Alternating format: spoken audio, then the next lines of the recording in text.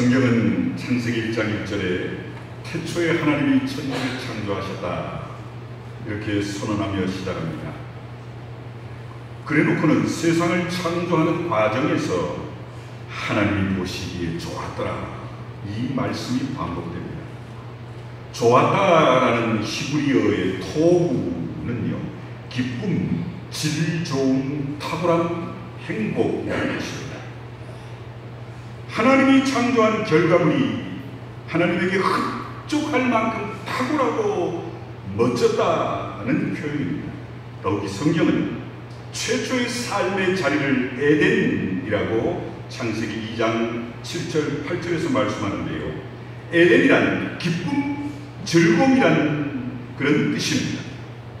이처럼 창세기 1장은 하나님이 펼치신 세상의 아름답고 조화로운 생명의 세계임을 분명히 말씀합니다. 우리가 살아야 할 삶의 원형인 에덴은 행복 동산이었음을 성경은 분명히 말씀합니다. 최초의 인간을 보십시오. 여성이 존재하기 전 남성인 아담은요, 하나님이 창조한 모든 세계와 동식물들을 관리하고 다스렸지요. 그런데요, 아담 자신과 교제할 대상은 없었습니다. 아담에게는 아직 마음과 마음을 나눌 파트너가 없었지요.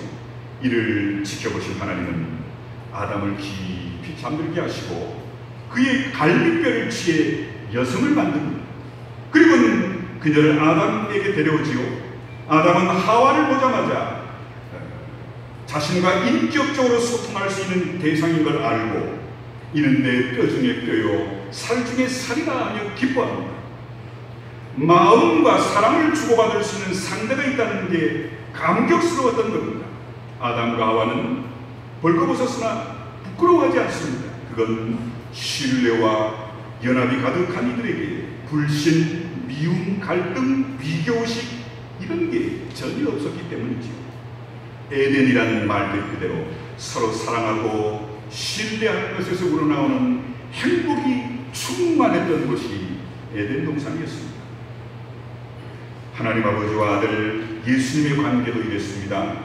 마태복음 3장 17절에서는 예수님이 요단강에서 세례를 받을 때 하늘이 열더니 성령이 비둘기같이 임하며 음성이 들리기를 이는 내 사랑하는 아들이요 내 기뻐하는 자라. 하나님 아버지와 아들 예수님 사이의 관계 또한 사랑과 순종, 신뢰와 기쁨으로 충만했음을 말씀합니다. 태초의 세상은 이처럼 하나님이 만드신 모든 세계와 사람들에게 허락된 삶의 자리가 모두 사랑과 신뢰로 충만한 기쁨의 세계였습니다. 하나님이 창조한 태초의 세계는 기쁨과 감사로 충만했습니다. 그 세계에서의 삶의 관건, 삶의 중심축, 본질, 목표, 삶의 이유 모두가 행복이었어요. 그런데 이런 축복의 삶의 본질, 중심축, 목표인 행복이 깨지고 맙니다. 하나님이 허락하신 삶의 원형이 산산조각이 납니다. 피조물이 창조의 질서, 생명의 질서, 삶의 질서를 깨뜨렸기 때문이지요. 죄가 사람과 삶을 소멸시키기 시작합니다. 이제 삶은 더 이상 사랑의 관계를 나눌 수 없게 됩니다. 사랑과 신뢰에 기초한 행복한 삶 대신 싸움, 갈등, 반목, 적시, 분노, 진이김이 범람하는 행복할 수 없는 삶을 살 수밖에 없습니다. 성도 여러분, 우리 주변에도 이런 모습들을 많이 보지요. 한번 생각해 보십시오.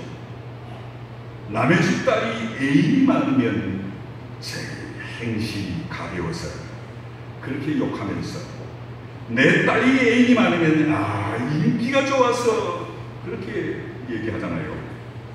남의 집 부인이 학교를 자주 찾는 건 치맛바람이라고 생각하면서, 우리 아내가 학교를 자주 찾는 건 높은 교육열이라고 생각하지 않습니까?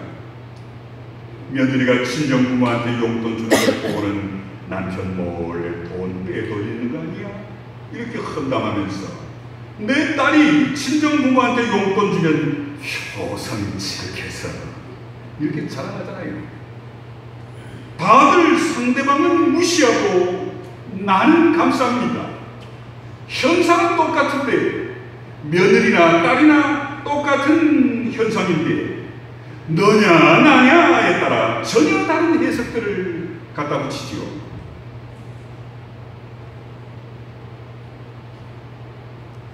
하나님이 창조한 죄의 세계인 조화와 아름다움으로 충만했던 에덴의 세계가 오늘 이처럼 형편없이 일그러졌습니다. 죄가 왕노릇하는 무법한 세계로 전락하고 맙니다. 성경은 태초의 삶이 피어날 수 없는 이런 현실을 가리켜 에덴에서 쫓겨났다, 생명나무에 이르는 길이 막혔다 표현하지요. 그렇습니다. 이제 더 이상 삶과 삶이 아름답게 관계를 갖는 행복의 세계로 돌아갈 수 없게 되었습니다. 이게 신라본의 현실입니다. 하지만 창조주 하나님은요, 한숨과 신음으로 가득한 피조 세계를 그냥 외면하실 수가 없었습니다. 깨어진 삶, 신음하는 세계를 향해 어떻게든 발벗고 나서지 않을 수 없으셨습니다. 그래서 입에 단내가 나도록 신명기 10장 12, 13절에 보면, 이스라엘아, 내 하나님 여호와께서 내게 요구하시는 게 뭐냐? 곧 내 하나님 여호와를 경외하여 그의 모든 도를 행하고 그를 사랑하며 마음을 다하고 뜻을 다하여 내 하나님 여호와를 섬기고 내가 오늘 내 행복을 위하여 내게 명하는 여호와의 명령과 규례를 지키는 게 아니냐 하셨습니다. 여기서 하나님은요, 이스라엘 백성에게 하나님의 명령과 규례를 지키라 엄히 요구하십니다. 하나님을 전적으로 사랑하라 요구하시죠. 그런데 우리는 이 말씀에서요, 하나님의 명령만 읽으면 안 됩니다. 하나님의 명령과 규례를 지키겠다고 믿음으로만 달려가서도 안 됩니다. 그보다 먼저 살펴야 할 게 있는데요, 하나님의 명령과 규례가 어떤 명령과 규례냐? 모세는 분명히 말합니다. 너희의 행복을 위한 명령과 규례다. 바로 이게 핵심입니다. 하나님께서 이스라엘 백성들에게 선포하신 명령과 규례, 여호와 하나님만 섬겨라, 하나님만 예배하라, 하나님께만 제물을 드려라, 하나님 온전히 섬기라 하신 건 하나님이 만족을 얻기 위함이 아니라 너희의 행복을 위함임을 성경은 분명히 말씀합니다. 신명기 5장 33절 보면, 너희 하나님 여호와께서 너희에게 명하신 모든 도를 행하라. 그리하면 너희가 살 것이요 복이 너희에게 있을 것이며 너희가 차지한 땅에서 너희의 날이 길리라. 예레미야 20장 11절 보면, 여호와의 말씀이니라 너희를 향한 나의 생각은 내가 하나니 평안이요 재앙이 아니니라. 너희에게 미래와 희망을 주는 것이니라. 신명기 6장 24절 보면, 여호와께서 우리에게 이 모든 규례를 지키라 명령하셨으니 이는 우리가 우리 하나님 여호와를 경외하여 항상 복을 누리게 하기 위하심이며 또 여호와께서 우리를 오늘과 같이 살게 하려 하시니라 분명히 말씀을 하셨습니다. 예수님께서는 이 땅에 오신 목적을 요한복음 10장 10절에서 말씀하시기를, 도둑이 오는 건 도둑질하고 죽이고 멸망시키려는 것뿐이요 내가 온 것은 양으로 생명을 얻게 하고 더 풍성히 얻게 하려 하시리라 하셨습니다. 성경은요, 심지어 신명기 33장 29절에서 직접적으로 이렇게 말씀하십니다. 이스라엘이여, 너는 행복한 사람이로다. 여호와의 구원을 너같이 얻은 백성이 누구냐? 그는 너를 돕는 방패시요 내 영광의 칼이시로다. 내 대적이 내게 복종하리니 내가 그들의 높은 곳을 밟으리로다. 여러분, 이 말씀을 믿으시고 이 말씀으로 힘을 얻으시길 축원합니다. 바울도 값없이 의롭다함을 받은 자를 가리켜 행복자라고 로마서 4장 6절 8절에서 말씀했지요. 성경은 이처럼 하나님의 모든 말씀과 행위의 근본 의도가 인간의 기쁨과 행복에 있음을 말씀합니다. 불신자들이나 자유주의 신학자들, 하나님은 욕심쟁이다, 왜 하나님만 섬기라고, 왜 하나님께만 예배드리라고 자유주의 신학자들까지도 이렇게 얘기합니다. 하나님은 불공평하신 하나님이다, 뭐가 부족해서 이렇게들 평가합니다. 아닙니다. 성도 여러분, 하나님의 명령과 규례는요, 세상의 행복을 위한 행복 지침서입니다. 창조의 순간부터 주님 오시는 그날까지 하나님의 불변하시는 뜻은요, 오직 피조물, 특히 우리 인간의 행복에 있음을 믿으시길 간절히 축원합니다. 사람을 포함해 온 피조물의 존재 본성을 억압당하거나 조종당하는 일 없이 존재 자체를 충분히 드러내고 사는 행복의 삶, 이것이 의심 없는 성경의 진실, 하나님의 뜻입니다. 가끔 저는 성경을 읽으면서 질문도 하고 상상도 합니다. 기쁨으로 가득한 에덴을 창조하신 하나님께서 창조 세계가 진정한 행복 동산이 될 수 있도록 하기 위해 어떤 일을 하셨을까 상상해보면서 성경이 없는 저는 이런 단어를 생각해 봤습니다. 우리 하나님은 인간과 모든 피조물 안에 행복 유전자를 집어넣으셨구나. 그래서 행복이 아니라 불행한 삶으로 가득한 현실 앞에서도 여전히 행복을 꿈꾸며 버텨내는 피조물들을 보면 우리 속에는, 모든 피조물 안에는 자신은 모르지만 행복 유전자를 하나님이 허락하셨다는 걸 저는 상상합니다. 파스칼은 이런 얘기를 했습니다. 모든 사람은 행복을 추구하며 여기에 예외는 없다. 행복을 추구하는 수단은 다를지라도 그 모든 건 한 지점을 향하고 있다 했습니다. 영국의 철학자 데이비드 휴먼 이런 얘기를 합니다. 사람이 하는 모든 노력의 궁극적인 목적은 행복의 달성에 있다. 행복을 위해 기술도 발명하고, 행복을 위해 공부하고, 행복을 위해 법도 만들고, 행복을 위해 사회를 형성한다. 그렇습니다. 모든 인간의 행복 이면에는 근본적으로 행복 의지가 작동하고 있는 겁니다. 사람뿐이니까 동식물, 곤충, 미생물까지도 행복 유전자가 그들 안에 있음을 우리는 알아야 합니다. 이 행복 유전자는 하나님이 우리 속에 창조 때부터, 에덴 동산 때부터 넣어주신 걸 믿으시기 바랍니다.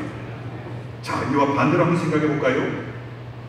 그럼 만약에 행복이 빠진 삶은 어떨까요?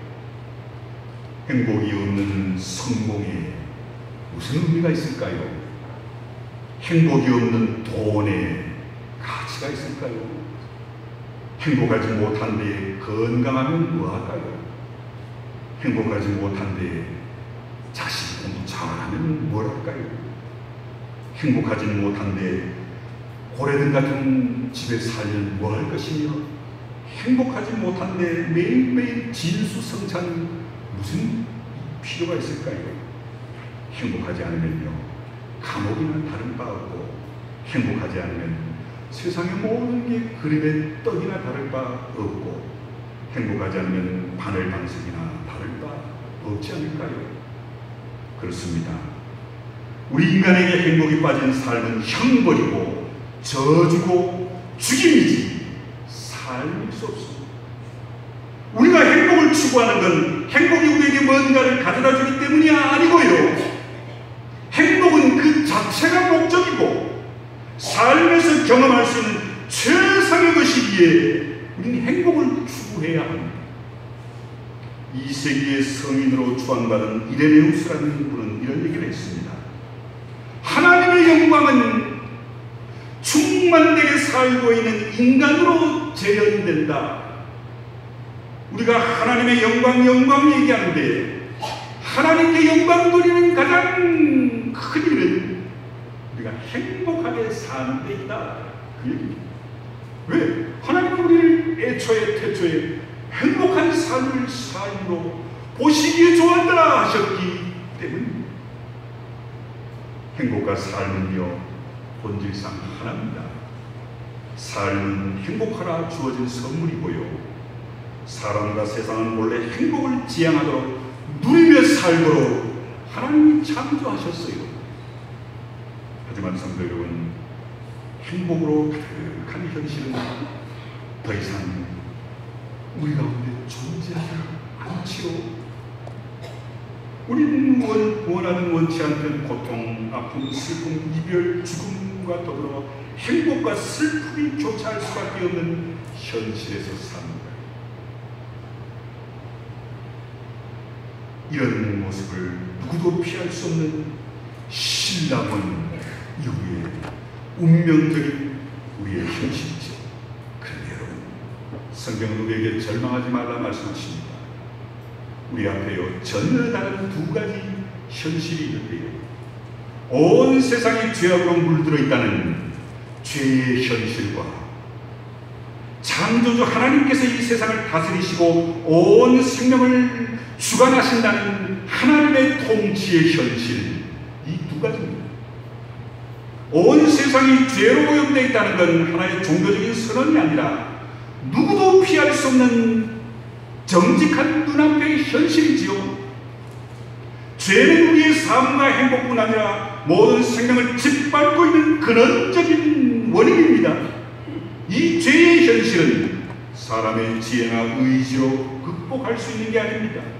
죄의 현실은 정치력으로나 교육은 말할 것도 없고 법이나 제도를 완벽하게 정비한들 소용없습니다. 죄의 현실은 신앙으로 철저히 부정한다 해도 그 죄의 현실을 벗어날 수 없습니다. 죄의 현실은 누구도 극복할 수 없고요, 누구도 피할 수 없는 필연적인 현실이고 우리 삶의 멍입니다. 그러기에 우리가 어떤 문제를 말할 때 반드시 죄악의 삶을 전제해야 합니다. 죄의 현실을 부정하거나 외면하는 건 현실을 있는 그대로 보지 않는 거짓이고요, 위선입니다. 국제적인 문제, 국가적인 문제, 또 가정의 문제, 개인의 문제, 모든 문제 앞에 사람들은요, 가장 먼저 이 모든 건 죄 때문입니다, 죄 때문입니다 라고 인정해야 되는데 어디 그럽니까? 현실은 그렇지 않죠. 거짓과 위선으로는요, 행복이라는 삶의 보석을 찾을 수 없습니다. 동시에 또 하나 현실이 있죠. 죄가 비록 세상에 왕노릇하고 그럼에도 이 죄가 세상을 좌지우지하지 못합니다. 그 이유는 세상을 창조하시고 주관하시는 하나님이 온 세상을 붙들고 계시며 품고 계실 뿐 아니라 세상을 깊이 사랑하시고 구원하시기 때문입니다. 물론 하나님의 통치의 현실은 눈앞에 보이거나 이성으로 포착할 수 있는 건 아니지만요, 과학적으로 검증할 수 없지만요, 결코 부정할 수 없는 우리의 현실입니다.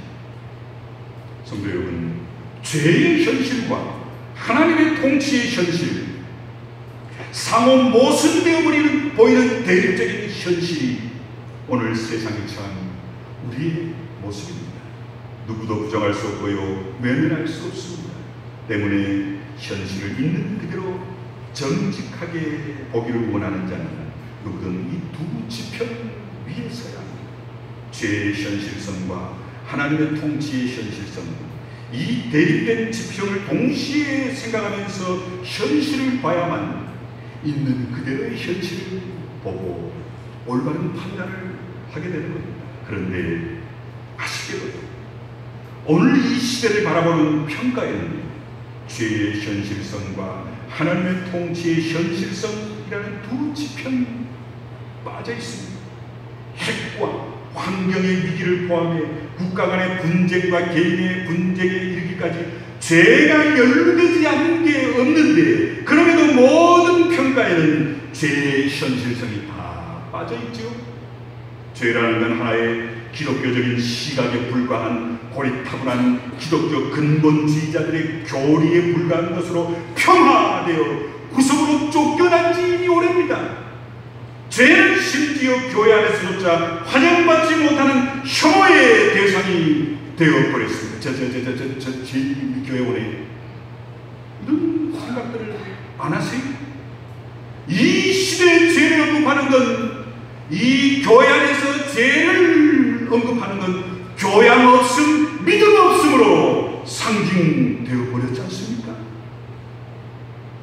하나님의 통치의 현실성도 마찬가지입니다. 과학기술이 온 세상을 지배하는 통치자로 군림하면서부터 하나님의 통치권은 더 이상 발붙일 곳을 찾지 못한 채 폐기처럼 되어버렸지요. 하나님은 이 시대에 죽었거나 죽지 않았으면 종교의 영향으로 퇴각당했거나 인간의 욕망을 위한 도구로 전락해버렸거나 아니면 이름만 남아있는 유명무실한 존재가 되어버렸거나 열광주의자들의 하나님으로만 존재하고 있는 형편이 되어버렸습니다. 하나님의 통치의 현실성이라는 신앙적 명제는 유명무실한 신학책에서만 인정되고 있지 않습니까? 죄의 현실성과 하나님의 통치의 현실성이라는 대립된 현실성이야말로 누구도 부정할 수 없는 가장 강력한 우리 눈앞의 현실이고 현실을 해석할 수 있는 최고의 지평임에도 오늘의 시대를 바라보고 평가하는 데는 두 지평이 모조리 빠져 있습니다. 행복에 대한 시선과 평가도 예외가 아닙니다. 행복의 현실적인 조건과 한계는 외면한 채요. 심미적이고 영적이고 전인적이고 사회적인 행복의 과학과 통계의 옷을 입히기에 정치가들, 사회학자들은 바쁩니다. 가벼운 논리와 희망으로 행복을 채색하기에 여념들이 없어요. 상대적인 처방에 불과한 걸 절대적인 처방인 것처럼 자랑하지요. 부분적인 처방에 불과한 걸 총체적 처방인 것처럼 선전하기를 좋아하지 않습니까? 그래서 이런 얘기를 못이박히도록 들었을 겁니다. 누구든지 약간의 노력만 하면 얼마든지 행복을 손에 거머쥘 수 있다는 근거 없는 희망에 몰입시키거나 사이비 행복을 행복이라고 착각하고 추구하는 심각한 오류에 빠진 시대가 우리가 사는 시대입니다. 오해하지 말고 들으십시오. 국가가 여론을 조사하는 단체에서 갤럽 조사 결과 우리 대한민국 국민들의 행복 평가 만족도는 몇 프로입니다. 이게 진정한 행복 지수를 말하는 걸까요? 이젠 뭐 없어지는 회사니까 거론하겠습니다. 금성 회사에서 TV를 광고할 때 과거에 이렇게 선전했죠. 순간의 선택이 10년을 정합니다. 여러분, 어떤 탁월한 선택이 우리에게 진정한 행복을 줄 수 있을까요? 앞서 말한 것처럼요, 행복으로만 채색된 현실은 존재하지 않습니다. 죄의 현실성이라는 지평을 놓고 볼 때 진정한 존재의 평안을 누리기란 불가능합니다.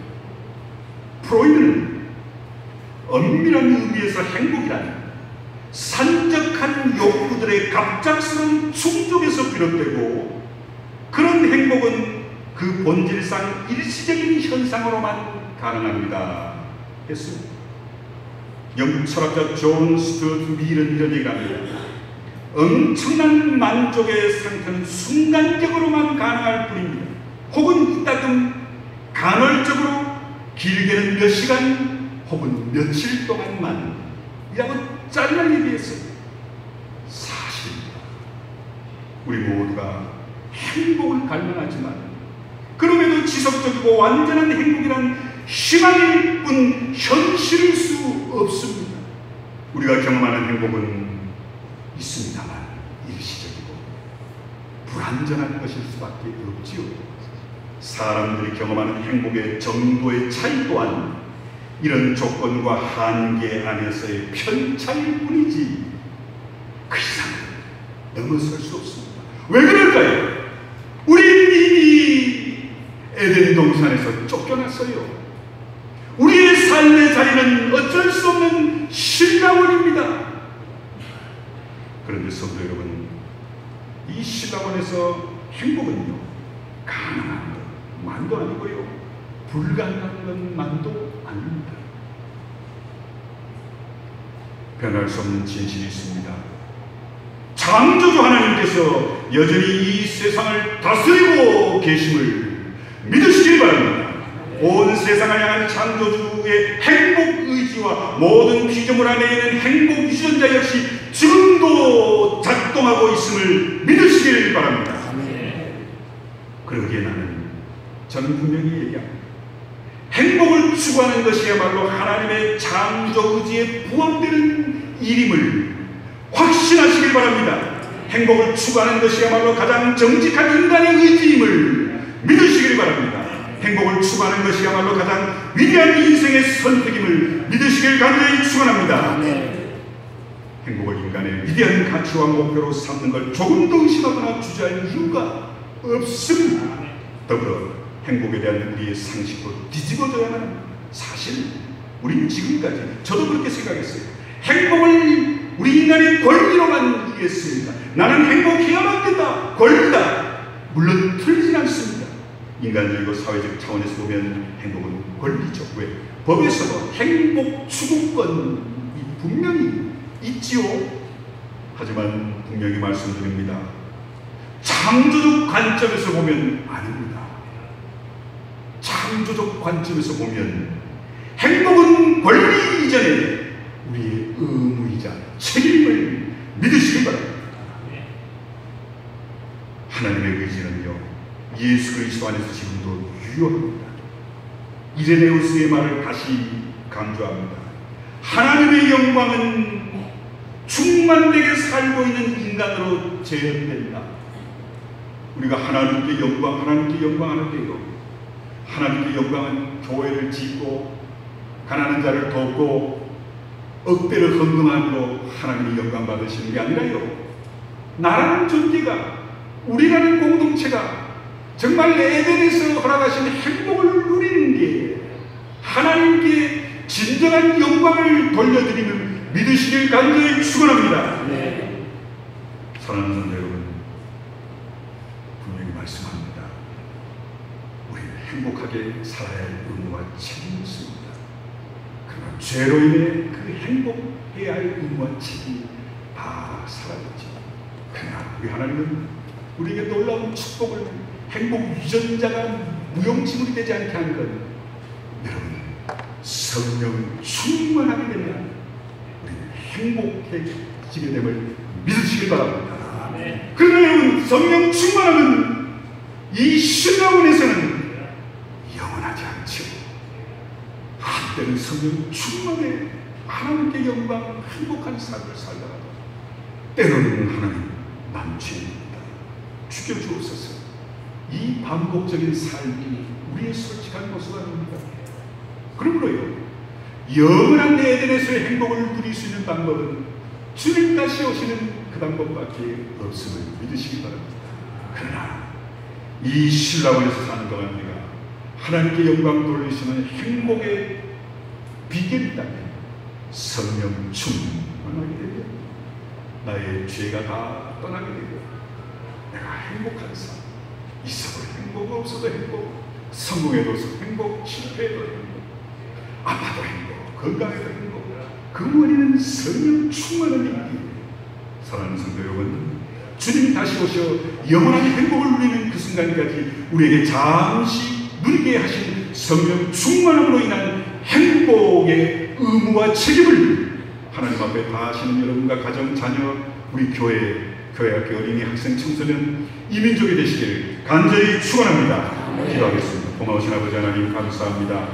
우리는 하나님 앞에서 행복한 삶을 살아야 할 의무와 책임이 있음을 확신하게 하셔서 이 신라원에서 살 때 성령 충만함으로 하나님 앞에 행복한 삶을 살고 영광 돌리는 귀한 우리 성도들, 개인, 가정, 생업, 자녀, 또 우리 교회와 이민족이 되게 주시옵소서. 예수님의 이름으로 기도합나이다. 아멘.